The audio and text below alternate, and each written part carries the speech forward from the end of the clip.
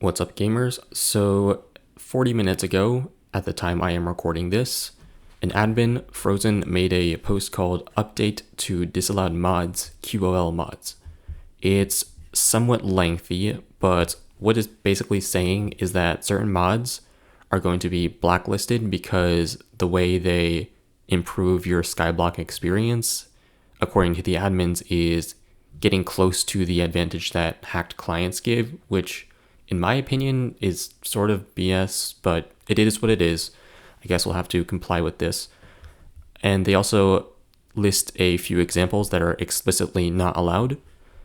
They also say that these are examples, so there are probably other things that aren't allowed. I'll go through these one by one. So the first one is displaying invisible entities.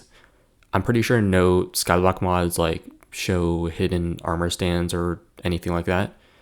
But there's like a sort of gray area with ghosts in the Dwarven Mines.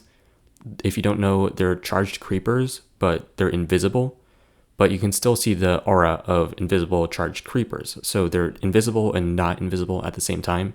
I asked in this thread if ghosts count towards this, and I haven't gotten a response yet, but if I do, I'll let you guys know. So I guess check the pinned comment for that. Number 2 is changing player movements. I'm pretty sure no Skyblock mods do this, but if you have one that does for some reason, get rid of it as soon as you can. The third one is canceling vanilla actions.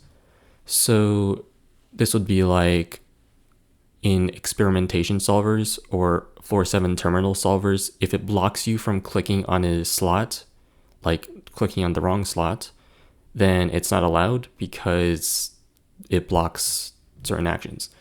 So the mod makers will have to change those, but I think the solvers themselves are still allowed. They just can't block you from clicking the wrong item. Another thing is Skyblock Addons, which has a few features that disable stuff like breaking stems, breaking cobblestone, breaking leaves in the places that you don't want to break them. So that will have to be changed. And I think that's it. There might be some other obscure ones that I can't think of off the top of my head. And then finally is interacting with interface elements automatically. I'm pretty sure no mods do this because if you do something automatically, it's basically a macro. So this one shouldn't be a big problem.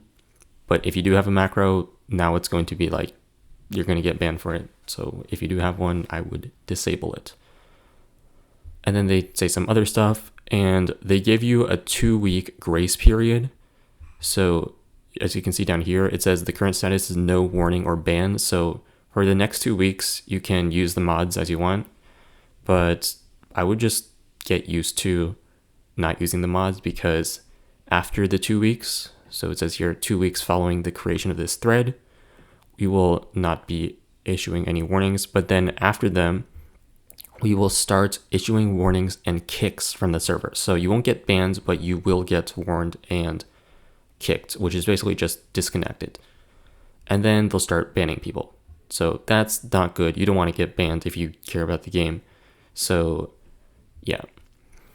And I'm pretty sure that is everything. Again, if you want to stay up to date with the questions I had like about the ghost, I'll add stuff into the pinned comment, so check there. And that's all for now. I'll see you later.